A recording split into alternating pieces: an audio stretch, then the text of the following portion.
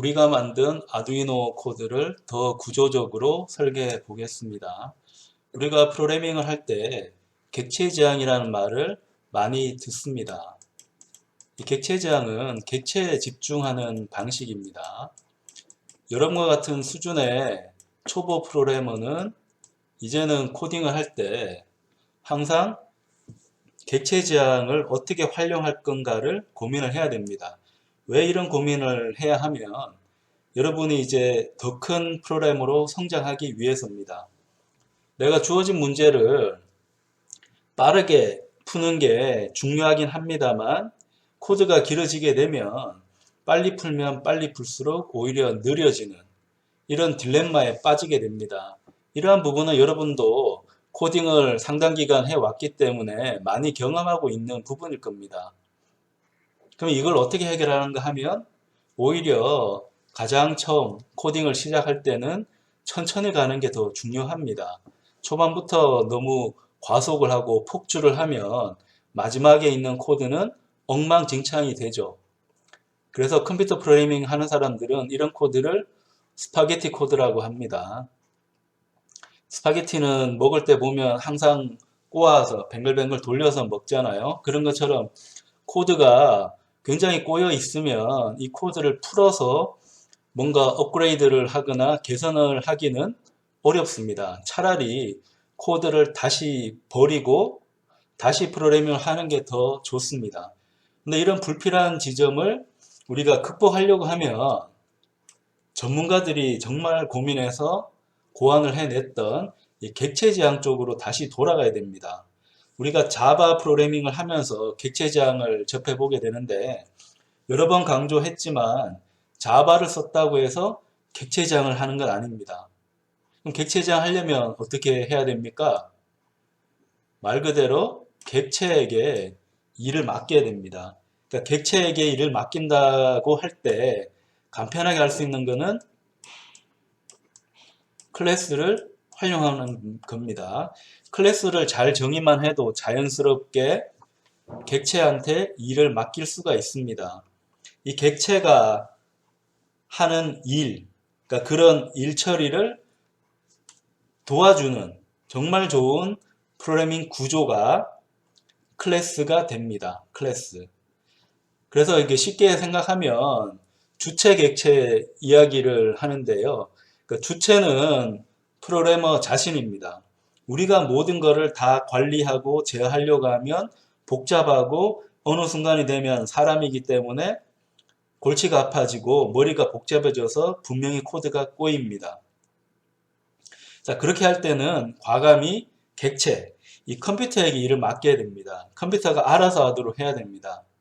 이 컴퓨터가 알아서 하도록, 이 객체가 알아서 하도록 해야 되는데, 자, 그러려고 하면 프로그래머가 굉장히 명석하게 프로그램의 구조를 설계를 해야 되는데요. 보통 사람은 그걸 하기가 굉장히 어렵기 때문에 클래스라고 하는 개념을 활용하는 겁니다. 그래서 이 클래스에는 두 가지를 우리가 보통 배웁니다. 클래스에는 내부의 변수, 멤버 변수라 하는데 멤버는 생략하겠습니다. 그 다음에 함수, 더 나가서는 상수까지도 클래스 내부적으로 정의를 할 수 있는데요. 일단 두 가지만 살펴봅시다. 변수와 함수가 클래스 안에 들어가 있습니다. 단순히 변수와 함수를 클래스 안에 넣었다고 해서 객체 지향인 건 아니고 이 함수가 클래스 내부적으로 효과적으로 사용이 돼야 되고요. 이 클래스가 있으면 이 클래스 바깥에서 접근을 할 때 변수에는 접근을 하면 안 됩니다. 원칙적으로는. 함수에는 일부는 할 수 있고 일부는 해서는 안 됩니다. 이런 개념들을 분간하면서 코딩을 해 나가면 여러분들이 객체 지향에 대한 경험을 쌓아가는 겁니다. 이게 한 번만으로는 잘 되지 않기 때문에 여러 번 여러분들이 좀 쉬운 코딩을 하면서 경험을 해야 됩니다. 학교에서 여러분이 배우는 부분은 현실은 아닙니다.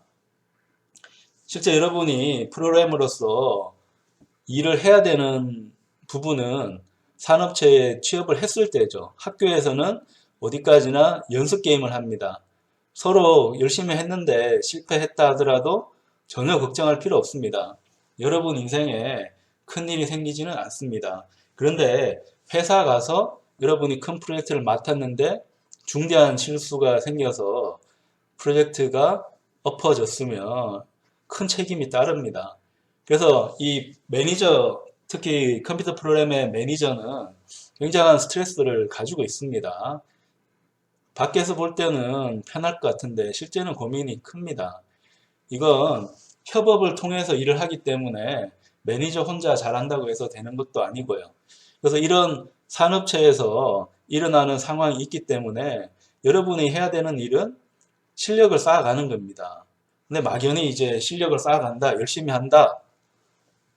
근데 그렇게 해서 되는 건 아닙니다. 그 정신 승리로 할 수 있는 건 아니고 체계적인 준비가 필요하기 때문에 이 컴퓨터 프로그램이라고 하는 거는 문화라고 했잖아요. 하나의 문화이기 때문에 쉽사리 체득되지 않습니다.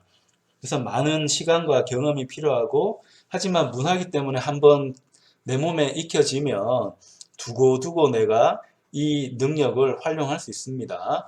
그래서 현 시점에서 중요한 부분은 이 객체를 이해하는 겁니다. 그 객체를 이해하기 위해서 아두이노 코드도 객체 지향으로 변경을 해 보도록 하겠습니다. 우리 지난번에 짰던 코드를 보겠습니다. 이 코드 자체도 구조가 잘 만들어져 있긴 한데 좀 불만스러운 부분이 있습니다. 변수가 전역으로 선언이 되어 있죠. 함수도 전역으로 선언이 되어 있습니다.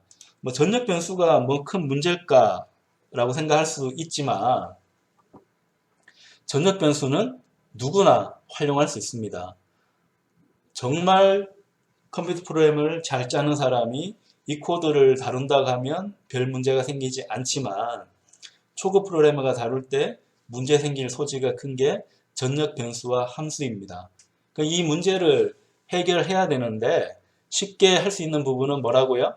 객체 지향을 활용하는 겁니다.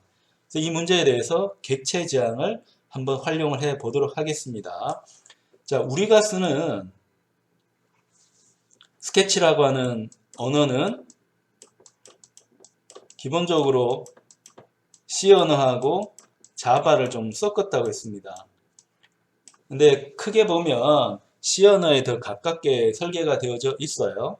왜냐하면 소형 CPU를 프로그래밍 할 때 예전부터 다 C 언어로 프로그래밍을 했거든요. 그래서 C 언어 쪽이 많이 스케치 언어에 들어와 있고, 근데 이 C 언어는 아주 옛날에 나온 언어다 보니까 그 프로그램 구조가 조금 오래된 느낌, 객체 지향하기 좀 불편한 느낌이 있습니다. 그래서 자바적인 요소를 일부 가미했다고 생각을 하면 쉽습니다.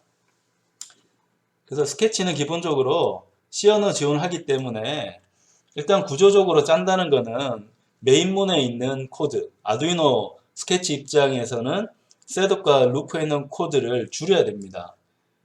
여기 있는 코드를 보면 한 33줄 정도니까 코드가 길진 않아요. 굉장히 짧은 거죠. 하지만 연습을 우리가 하는 거니까 이 연습을 통해서 객체 지향을 잘 이해하고 객체 지향이 내 몸에 체득이 됐으면 내가 큰 프로젝트에 초급 프로그램으로 들어갔을 때 내 나름대로 업무를 이해하고 코드에 기여를 할 수 있습니다. 그러니까 객체 지향 개념 없이 코드에 들어가면 이 사람은 오히려 미꾸라지가 됩니다. 이 조직이 미꾸라지가 되기 때문에 그런 일을 겪지 않으려고 하면 학교에서 충분히 시행착오를 거치는 게 훨씬 좋습니다. 실패를 두려워하지 말고 코드가 좀 안 돌아가면 어떻습니까? 자신감을 가지고 이 코드를 한번 바꿔보도록 하겠습니다. 자, 먼저 이걸 하기 위해서는 구조화를 조금 더 해야 되고 셋업과 루프에 있는 코드를 좀 바깥으로 빼야 되니까 C 언어의 중요한 특징이 헤더 파일로 구조화할 수 있죠. 헤더 파일도 너무 많으면 복잡해지니까 이 헤더 파일을 다시 함수들을 잘 어우려서 라이브러리를 조직할 수 있게 하고요. 이게 이제 현대 개념으로 오게 되면 라이브러리보다는 DLL 같은 함수 집합체를 관리하고 함수가 또 너무 많이 커지니까 이걸 클래스로 선언하고 클래스도 상속이 되기 때문에 이 클래스들의 구조를 이용해서 하나의 프레임워크를 만들어 주는 거고, 이렇게 프레임워크가 만들어주면 제3자가 우리 코드를 따라오기가 무척 어렵습니다. 왜냐하면 코드를 베낀다고 해서 될 게 아니고요. 이 코드를 만든 사람들이 중요한 겁니다. 이 만든 사람들이 이 프레임워크를 개선하고 유지보수하기 위해서 문화를 서로 공유하기 때문에 이러한 팀을 이기기는 상당히 어려워집니다. 우리는 멀리 한번 보면서 이 코드를 어떻게 관리할 건가 그 연습을 한번 해보도록 하겠습니다. 자, 그러면 바탕화면 같은데 이런 임시 폴더 만들어서 이 폴더를 이용해서 헤더 파일 한번 만들어 보겠습니다. 아두이노에서는 내가 짠 라이브러리를 읽어오기 위해서는 폴더가 필요합니다. 그래서 폴더를 하나 정의를 하겠습니다.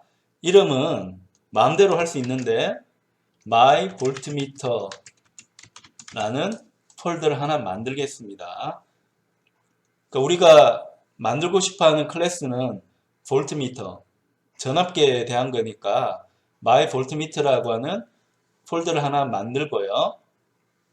자, 이 폴더에 여러 기능을 둘 수 있는데 일단 우리가 짰던 코드를 이용을 하는 게 좋으니까 그 코드를 포함할 수 있는 헤더 파일을 여기다가 집어넣겠습니다.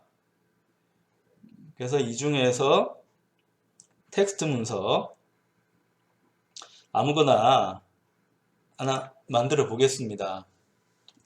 근데 이름은 폴더 이름으로 같이 해야 되니까 my voltmeter.h .txt 하면 텍스트 문서가 되기 때문에 헤더 파일로 만들기 위해서 my voltmeter.h라고 하겠습니다.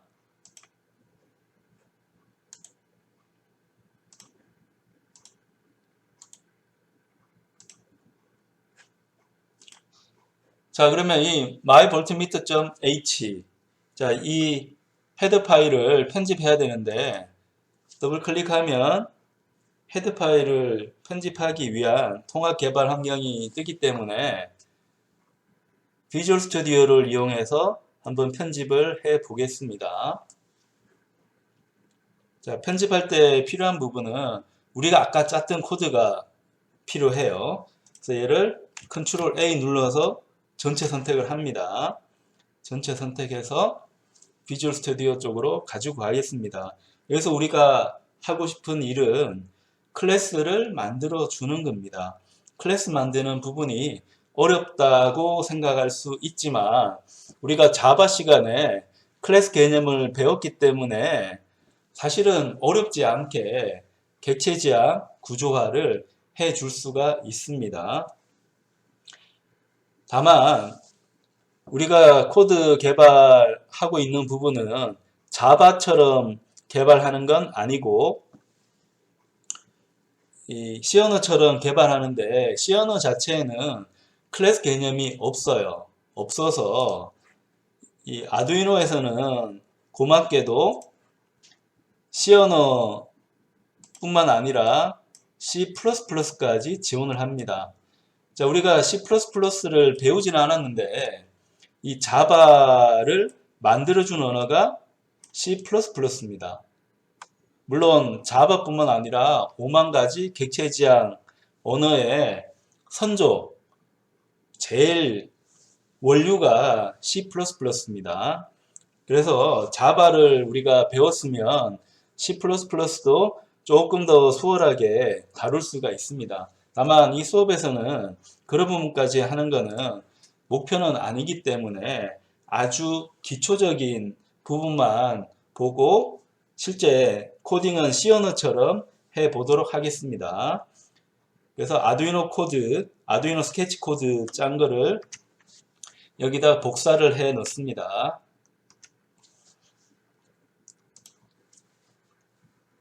자, 이게 C 언어이기 때문에 일단 헤더 파일은 우리가 코드에 추가할 때 이 헤더 파일이 여러 번 추가되면 안 됩니다.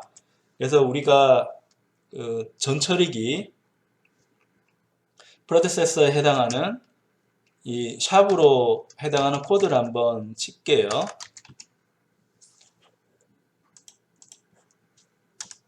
전처리기에 해당하는 그 프래그마가 있습니다. 프래그마는 프래그매틱이라고 해서 개선하는 겁니다. 이 컴파일러 기능을 개선하는 건데 그 프래그마 원스라고 하면 이 헤더 파일은 딱 한 번만 컴파일할 때 추가가 됩니다.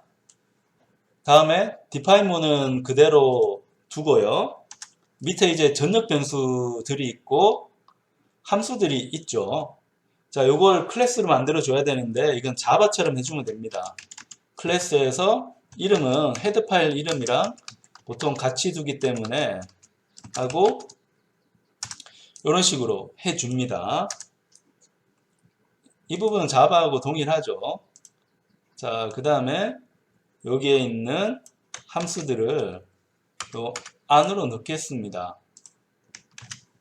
자, 이렇게 넣게 되면 이 코드는 클래스화 된 겁니다. 클래스 안에 들어가 있기 때문에 외부에서 이 코드를 열람을 할 수가 없습니다. 들어갈 수가 없는 거죠. 그래서 인캡슐레이션, 캡슐화가 굉장히 잘된 코드가 돼서 더 안전한 코드, 그리고 이 클래스 자체만으로 돌아가기 때문에 외부에 있는 주체, 프로그래머가 이 객체에 들어갈 수가 없습니다. 자, 그런 관점에서 클래스가 객체 제한을 도와주고 있습니다. 그러면 이 클래스를 구동시키려고 하면 이 클래스 내부 코드 중에서 우리가 사용할 때 외부에서 접근해도 괜찮다라고 하는 코드를 선언을 해줄 수가 있습니다. 자, 그런 부분이 자바에서도 나왔던 private, protected, 그리고 public 개념이 되겠습니다. 이 부분을 조금 이해하면서 우리 코드 개발을 한번 해 보겠습니다.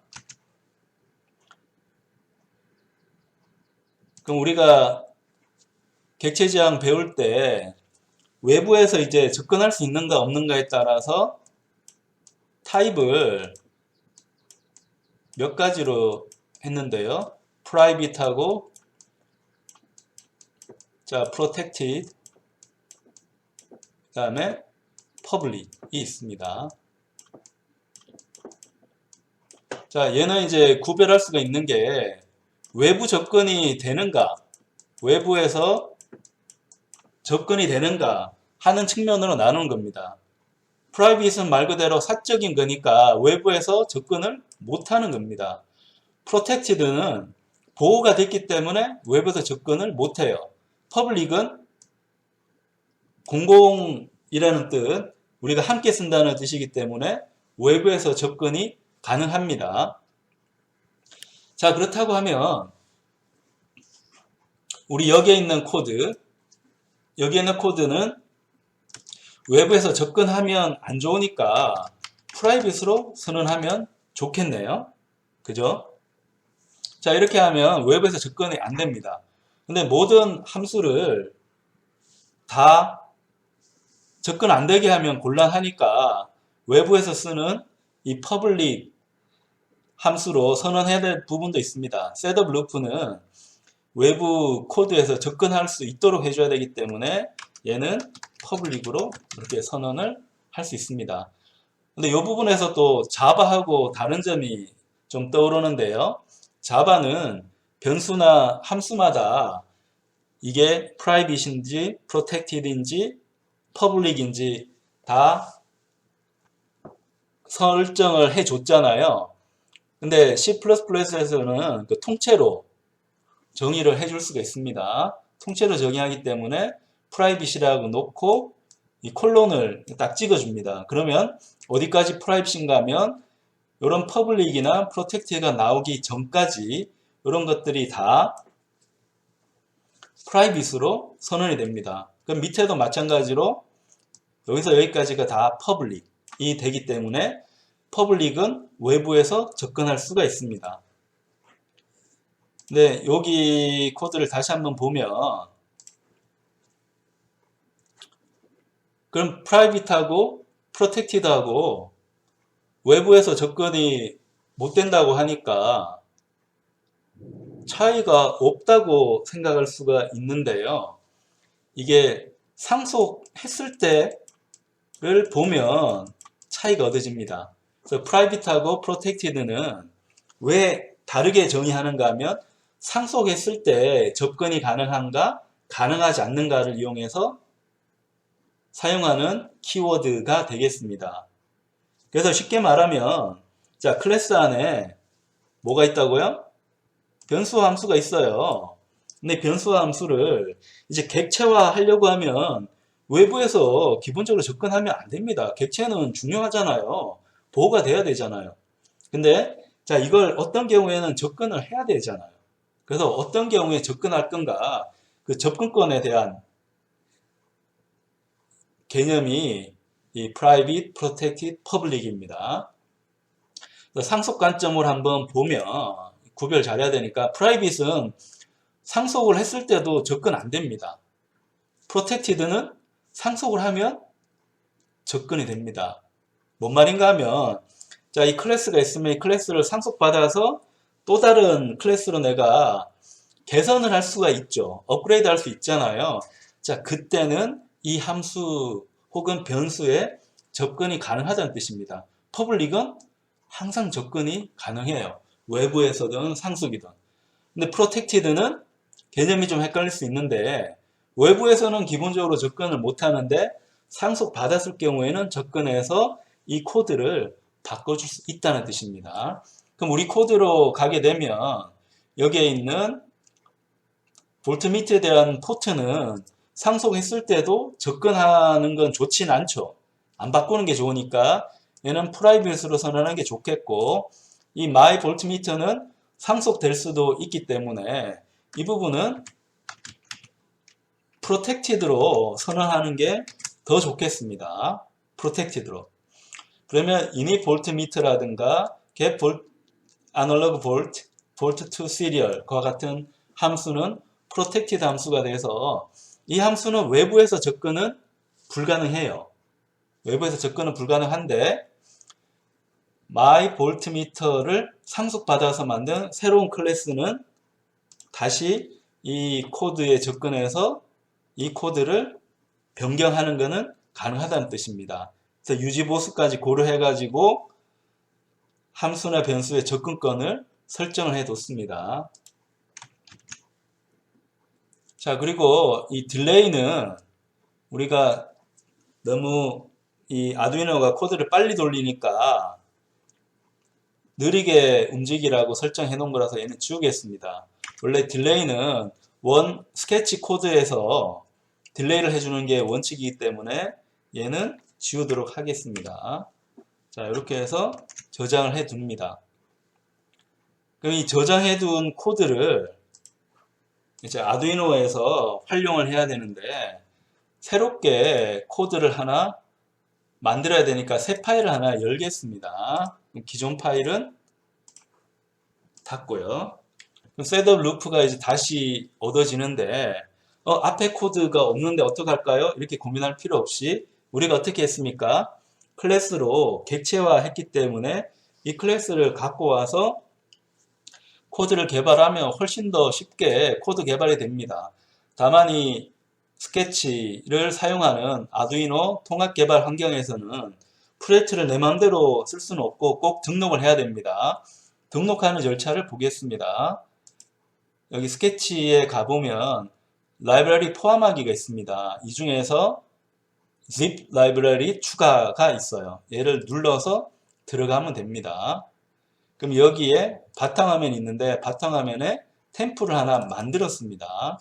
만들어서 my voltmeter라는 폴더를 만들었기 때문에 얘를 열기 해주면 라이브러리가 추가가 됩니다. 추가가 잘 됐는지 안 됐는지는 스케치에 있는 라이브러리 포함하기로 가면 됩니다. 그러면 my voltmeter라는 게 보이죠. 얘가 보이면 내 코드에 사용할 수 있도록 라이브러리가 추가가 된 겁니다. 그러면 이 라이브러리를 사용하려고 하면 라이브러리 포함하기를 눌러서 이 my voltmeter를 클릭을 해주면 됩니다. 그러면 내가 만든 코드가 들어가서 이제 활용할 수 있는 준비가 된 겁니다. 여기 있는 부분은 C 언어를 공부한 우리 입장에서는 굉장히 익숙한 부분입니다. 얘를 컴파일 한번 해볼까요? 파일은 저장하고 컴파일 한번 해서 에러가 있는지 없는지 확인하겠습니다. 이 컴파일을 자주자주 하는 것은 중요하다고 했죠. 컴파일에서 에러가 없어야 됩니다. 또한 항상 언제 어디든 내가 코드 개발하는 초반이든 중반이든 후반이든 항상 컴파일이 돼야 됩니다. 그래서 myvoltmeter.h는 코드가 정상적으로 구동이 됐습니다.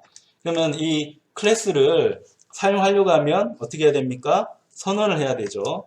myvoltmeter라는 클래스 이름을 적어주고 이 클래스를 이용해서 인스턴스를 만들어야죠. 인스턴스는 이 클래스라는 틀을 이용해서 CPU가 활용할 수 있도록 만들어준 내가 사용 가능한 객체라고 생각을 하면 됩니다.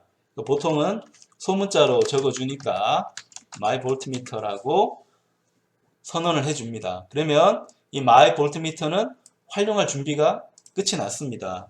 그러면 myvoltmeter에 대해서 setup 함수를 호출을 해줍니다. 이 setup 함수는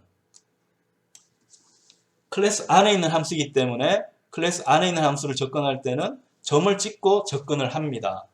자, 점을 찍고 접근해서 이 함수를 호출할 수 있는데요.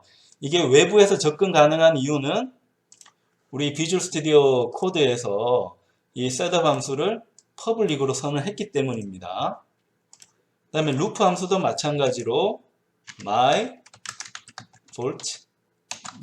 myvoltmeter.loop 라고 호출을 해줍니다. 그래서 이 경우도 컴파일에서 문제가 있는지 없는지 확인을 해 보겠습니다. 자, 컴파일에서 문제가 없네요. 자, 그 다음에 여기 있는 루프는 아까 딜레이라고 하는 함수를 제거했으니까 딜레이를 하나 추가해서 좀 천천히 들어가도록 하겠습니다. 딜레이 안에 숫자 넣어야 되는데 숫자는 가능하면 넣지 않는 게 좋다고 했으니까 이걸 define 이용해서 이름을 좀 붙이겠습니다. 그래서 딜레이 하는데 단위는 밀리초로 해서 1000만큼 설정하겠다. 1000밀리초니까 1초만큼 딜레이 시키겠다는 거죠. 자, 이런 식으로 하면 코드가 완성이 됩니다.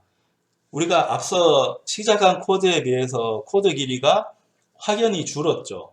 확연히 줄었고 우리가 코드를 읽기도 굉장히 편합니다. myvoltmeter라고 하는 거 이게 어떻게 설계된지 모르겠지만 선언해주고 필요한 함수들 setup 루프는 우리 항상 사용하는 거니까 setup 루프만 그 위치에 호출해주면 끝이 나는 거예요. 컴파일 한번 해보겠습니다. 이게 문제 없는지. 자, 그러면 우리가 이 코드를 사용할 때 내가 고민해야 될 필요가 없죠. 우리의 머리가 맑아지지 않나요? 맑아졌죠. 그래서 자, 그 다음에 요 업로드 해가지고 코드 잘 돌아가는가 한번 보겠습니다. 그래서 우리가 코드 짤 때 이렇게 객체 지향을 해놓으면 클래스 쪽에 필요한 기능이 다 들어가기 때문에 내가 한 달 뒤에 보든 6개월 뒤에 보든 1년 뒤에 보든 이 코드가 어떻게 돌아갈지는 함수 이름만 보면 딱 알잖아요. 그래서 여기서도 이제 긴가민가 하면 원래 소스 코드는 우리 갖고 있으니까 여기서 한 번 더 파고 들어가면 됩니다. 파고 들어갈 때 이 변수와 함수가 구별이 되어져 있기 때문에 우리가 편하게 이 코드를 해독할 수 있습니다. 그리고 이 코드가 검증이 잘 됐으면 앞으로 쓸 때는 내부 코드를 볼 필요도 없는 거죠. 그래서 이런 부분이 피카소 요소 중에 세이브에 해당합니다. 헤더 파일로 혹은 클래스로 세이브를 해 놓고 앞으로 전압계가 필요하면 이 클래스를 이용해서 사용을 하면 이 코드 내부 걱정할 필요 없이 또 필요하다면 원래 코드 건드리지 않고 상속해 가지고 업그레이드를 계속 해 나갈 수가 있습니다. 그래서 잘 돌아가는 거 한번 보면 3.3V에 연결했는데 이게 잘 나오고 있음을 볼 수 있습니다. 자, 이런 부분이 피카소 요소를 이용해서 코드를 구조적으로 잘 짜는 방법입니다. 이렇게 구조화를 객체 지향으로 해놓으면 두 가지 장점이 있다고 했습니다. 공간적으로 보면 내 옆에 있는 동료들이랑 같이 협업하면서 코드 개발이 가능합니다. 시간적으로 보면 미래의 나 자신, 우리 그룹을 위해서 이 코드를 개선할 수 있도록, 유지보수할 수 있도록 캡슐레이션과 상속에 대한 부분까지 고려한 객체 지향으로 구조화를 했음을 알 수 있습니다.